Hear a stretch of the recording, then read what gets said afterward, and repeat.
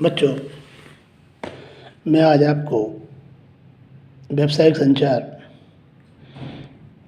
के BCom part first के बारे में बताऊंगा।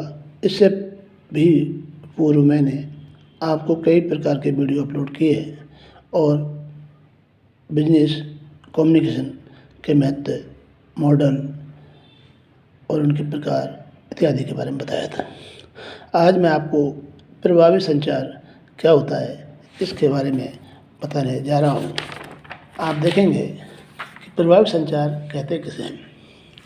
प्रभावी संचार से हास्य मानवीय विचारों एवं तथ्यों का परस्पर विनिमय होता है, जिसके माध्यम से एक व्यक्ति अपनी बात को कुशल तरीके से दूसरे व्यक्ति को पहुंचाना कि जो बीच में जो तत्व आते हैं उनको बताना ही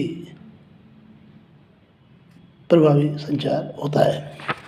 कई प्रोफेसरों ने प्रभावी संचार की भिन्न भिन्न परिभाषाएँ दी हैं।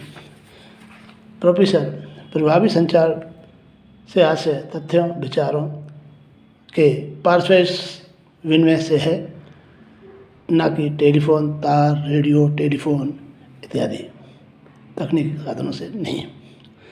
आपने देखा होगा न टेलीफोन का यूज़ करते हैं प्रभावी संचार में, न तार चाहिए, न रेडियो से। ये तकनीकी साधनों का से आदि से है। मैं आपको पुनः बताना चाह रहा हूँ कि संचार से आशय मानवीय तथ्यों एवं पारस्परिक विनिमय से है, न कि टेलीफोन, तार, रेडियो तकनीकी साधनों से। इसमें क्लियर कट स्पष्ट कहा गया है कि प्रभावी संचार के लिए आदमी व्यक्तिगत रूप से उपस्थित होकर अपनी बात को किसी के सामने प्रस्तुत करना, ये प्रभावी संचार का एक साधन है। कई बार आपने देखा होगा कि टेलीफोन, रेडियो, तार, इसमें समझने में गलती होने पर वो सारा संचार व्यवस्था का कार्यक्रम बिगड़ जाता है। हेमर ने प्रभावी संचार वह प्रक्रिया है जिसके द्वारा सूचना भेजी और प्राप्त की जाती है।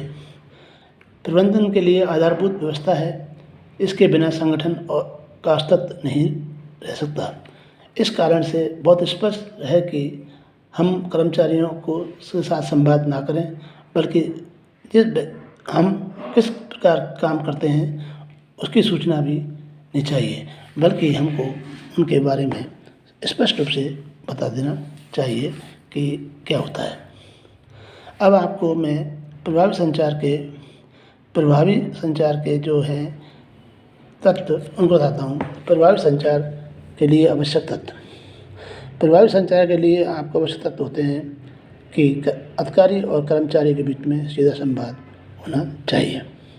ऐसा ना हो कि आपने टेलीफोन लगा के 50 टी शर्ट एक तरह के बना दो और टी शर्ट की नाप नहीं दी। स्पष्ट हर चीज़ का उल्लेख होना चाहिए।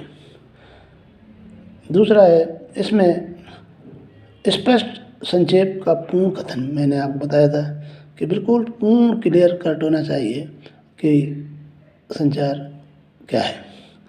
दूसरा है एकीकरण का सिद्धांत। संचार का उद्देश्य व्यवसाय के संगठन लक्ष्यों को मजबूत बनाने के लिए होना चाहिए। इसमें उनका एक ही एकांकी दृष्टिकोण हो कि हमको अधिक से अधिक उत्पादन करके ग्राहकों की सेवा करनी है, या कोई भी जो चीज़ है उसको स्पष्ट और क्लियर होना चाहिए, तो एकांकी होना चाहिए। तीसरा है संदेश एवं नियंत्रण। जब भी आप किसी संगठन में हैं तो आप उनके, आजकल तो क्या है, बीसी के माध्यम से भी हम अपने कर्मचारियों को सारी सूचनाएं अवगत करा देते हैं या डाक से बता देते हैं। फिर भी आपको मैं बता दूं कि जो भी चीज़ हो वो नियंत्रण होता रहना चाहिए, बीच बीच में संवाद होता रहना चाहिए, ताकि कार्यकुशलता में वृद्धि हो सके। इसे हम प्रभावी संचार भी कहते हैं। समुचित विधि होनी चाहिए। आदमी को सब की जो है भाषा बहुत मधुर हो, अच्छी हो, सुशील हो, कड़वा नहीं बोलना चाहिए, जिससे किसी आदमी का मनोबल टूट जाए और वह आक्रोश में कम से कम आना चाहिए, क्योंकि जब आक्रोश में आता है तो उससे आदमी डिप्रेशन में रहता है और काम के प्रति लगाव कम हो जाता है। अतः पूर्णतः क्लियर और स्पष्ट होना चाहिए। संदेश का समय अनुकूलता, जो भी आप संदेश देते हैं वो समय समय पर देना चाहिए। ऐसा नहीं हो कि दीपावली पर बोनस दिया कर्मचारियों को और कर्मचारियों को बोनस दीपावली को ना देकर उसके बाद दिया जाता है, तो इसमें कर्मचारियों का मनोबल टूट जाता है। तो जो भी ये चीज़ हैं, जो भी कार्य हैं, वो बहुत प्रभावी होने चाहिए। संदेश का उद्देश्य का निर्धारण, संदेश का निर्धारण होना चाहिए कि हमको क्या कहना है। जो भी लक्ष्य है उसके बारे में स्पष्ट बता देना चाहिए। अगर आदमी के पास में लक्ष्य नहीं होगा तो वह अपने कार्य के प्रति सजग नहीं हो सकता। अतः सभी से के जो लक्ष्य होते हैं वो निर्धारित होते हैं और होने चाहिए। अच्छा श्रोता नेक्स्ट है अच्छा श्रोता। इसके लिए आदमी को अच्छा श्रोता होना चाहिए, क्योंकि अच्छे श्रोता के बिना हम हमारे संचार को नहीं पहुंचा सकते। कई बार आपने देखा होगा, आपने विज्ञापनों में देखा होगा और सुना भी होगा, माँ के जन्म से लेकर और मृत्यु तक आदमी विज्ञापन होता है। देखिए आप, इसी प्रकार से श्रोता की भाषा इतनी मधुर होनी चाहिए ताकि उसका आदमी सहज भाव से समझ सके।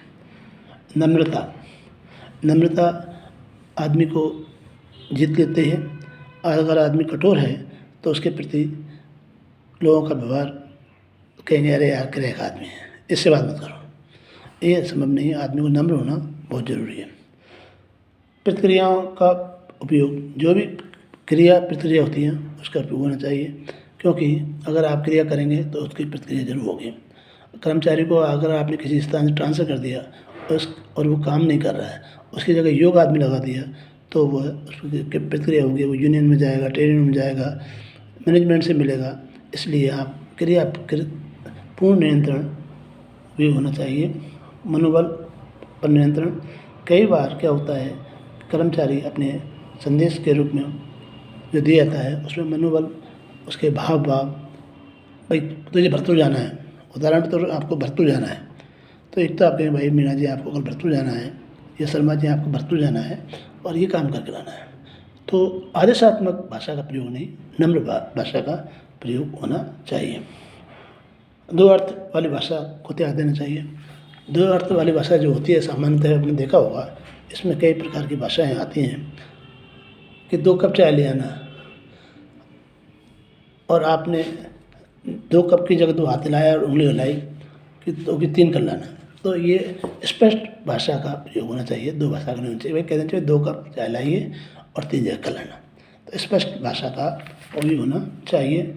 पूर्ण धारणाओं को त्याग देना चाहिए, और किसी के बारे में कोई बात गलत है तो उस भाषाओं को, उस संदेश को, उसके प्रति भाव को बदल देना चाहिए, और आदमी को अपनी भाषा पर पूर्ण नियंत्रण रखना चाहिए। तभी जाके प्रभावी संचार हो सकता है। शारीरिक भाषा का उचित प्रयोग करना चाहिए। कई बार क्या होता है, आदमी शारीरिक भाषा का प्रयोग ठीक नहीं करता, कहता कहाँ है, आपकी देखता कहाँ है, चलता कहाँ है। तो आदमी को जिससे भी बात करनी है, जिसको भी संदेश देना है, उसको प्रॉपर बैठा के उसके साथ में मधुर संबंध करना चाहिए। ये आज के लिए। फिर देखिए नेक्स्ट है आपका,